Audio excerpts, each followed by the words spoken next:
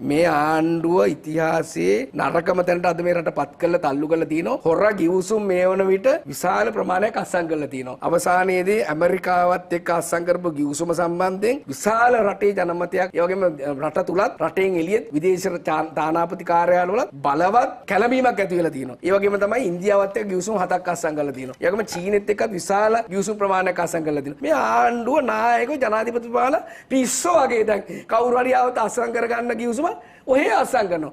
මේවා තියෙන පළ විපාක මේ කලාපයේ තියෙන භූගෝලීය කැළඹීම යකම රාජ්‍යතාන්ත්‍රිකව මේ අපේ රටේ වෙන අනාගත හානිය අපේ රටේ දැන් කොබෝල්ට් නිදියට එහෙම නැත්නම් ග්‍රැෆීන් වලට ඒ වගේම අනිකුත් ටයිටේනියම් වගේ ඒ වටිනා khනිජ සම්පත් අනාගතයට වැදගත් ඒවා මොකද විශේෂයෙන් මේ ඉලෙක්ට්‍රික් කාර්ස් වලට ඒ වගේම මේ අලුත් තාක්ෂණයට අවශ්‍ය වෙන වටිනා khනිජ තියෙන රටක් මේක. ඉතින් ඒව චීනය ඉන්දියාව ඇමරිකාව අද හොයාගෙන ඉවරයි. ඒකට මේ වගේ මේ ගහන ගිවිසුම් වලින් මේ රට කොතනටද යන්නේ කියන ගැන තා භයානක තැනකට දැන් මේ රටපත් වෙලා තියෙනවා. මොකද විශේෂයෙන්ම මදුසාන් එළියේදී ලොකු රටවල් අතර ලොකු අර්බුද ඇති වෙන මේ වෙලාවේ ආසියාවේ අප්‍රිකාවේ ඒ වගේම යුරෝපයේ යම් තැන්වල ඒ වගේම අරාබිකරේ යම් අසහනකාරී තත්ත්වයන් රටවල් අතර ඇති වෙලා තියෙනවා. ඉතින් ඒ රටවල් එක්ක ගහලා තියෙන හොර ගිවිසුම් අනුගුණ ව්‍යවස්ථාව 157 වෙනවා ගන්න තියනද මේක අනිවාර්ය පාර්ලිමේන්තුවට දාන්න ඕනේ මේවා ප්‍රකාශ කරන්න ඕනේ. නමුත් ඉතිහාසයේ කරපු හැම ගිවිසුමම මොනවා වුණත් ඒ රාජ්‍යයන් විසින් ඒවා ප්‍රසිද්ධියට පත් කරා. මේ වගේ හොර ගිවිසුම්